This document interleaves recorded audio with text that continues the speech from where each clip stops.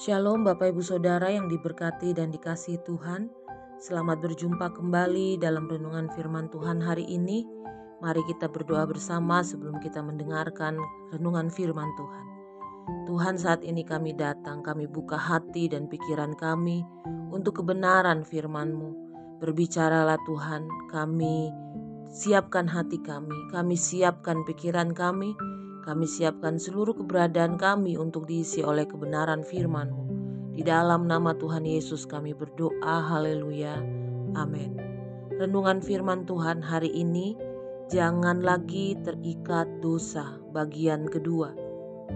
Yakobus 1 ayat 14-15 menulis, tetapi tiap-tiap orang dicobai oleh keinginannya sendiri karena ia diseret dan dipikat olehnya. Dan apabila keinginan itu telah dibuahi, ia melahirkan dosa, dan apabila dosa itu sudah matang, ia melahirkan maut. Amin. Bapak Ibu Saudara yang dikasihi Tuhan, ada banyak faktor yang seringkali membawa seseorang kepada dosa dan terikat dengan dosa. Salah satunya adalah serangan dari si iblis. Segala cara dilakukan oleh iblis untuk mempengaruhi kehidupan manusia. Rasul Petrus mengabarkan demikian, si iblis berjalan keliling sama seperti singa yang mengaum dan mencari orang yang dapat ditelannya. 1 Petrus 5 ayat 8 menulis. Iblis selalu mencari kesempatan dan menunggu waktu yang baik untuk menyerang kita. Lukas 4 ayat 13 menulis. Dan waktu yang baik itu adalah ketika kita sedang lengah dan tidak lagi berjaga-jaga. Firman Tuhan memperingatkan, berjaga-jagalah dan berdoalah supaya kamu jangan jatuh ke dalam pencobaan. Roh memang penurut tetapi daging lemah. Matius 26 ayat 41. Faktor lainnya adalah lingkungan di mana kita tinggal dan pergaulan kita. Lingkungan yang buruk dapat mempengaruhi hidup seseorang. Orang yang awalnya berperilaku baik bisa saja secara perlahan berubah menjadi sangat buruk oleh karena pengaruh lingkungan di mana ia tinggal. Begitu pula dengan pergaulan. Firman-Nya menulis, janganlah kamu sesat, pergaulan yang buruk merusakkan kebiasaan yang baik. 1 Korintus 15 ayat 33 menulis. Karena itu kita perlu memperhatikan dengan sungguh-sungguh dengan siapa kita bergaul. Jangan sampai kita salah dalam pergaulan karena akibatnya sangat fatal. Firman-Nya, siapa bergaul dengan orang bijak menjadi bijak, tetapi siapa berteman dengan orang bebal menjadi malang. Amsal 13 ayat 20 menulis. Jelas sekali bahwa lingkungan dan pergaulan yang buruk berpotensi besar mengakibatkan seseorang terjerumus dan terjerat ke dalam dosa yang semakin dalam.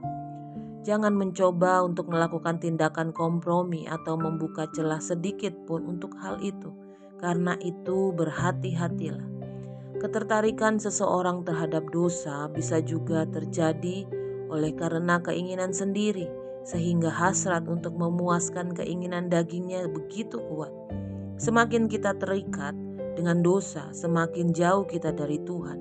Dan jika hubungan kita dengan Tuhan terputus, berarti terputus pula berkat-berkat Tuhan untuk kita.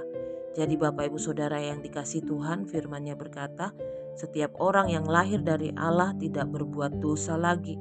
Itu sebabnya mari kita menjauhi pergaulan yang tidak baik dan kita hidup di dalam kebenaran Tuhan dan menjauhi dosa. Amin. Mari kita berdoa. Tuhan, mampukan kami melakukan firman-Mu dalam hidup kami. Tolong kami untuk kami memiliki pergaulan yang baik, pergaulan yang membangun, pergaulan yang membuat kami semakin bertumbuh di dalam Tuhan. Mampukan kami untuk menghindari keinginan daging kami. Mampukan kami untuk kami menghindari segala godaan-godaan yang diberikan oleh kuasa iblis. Tuhan, tolong kami agar kami bisa bertahan di dalam kehidupan kami, melakukan firman-Mu hari lepas hari. Tuhan berkati untuk para pendengar saat ini, segala yang mereka rindukan, segala yang mereka pergumulkan, Tuhan tahu dan Tuhan akan menjawab sesuai dengan waktunya Tuhan.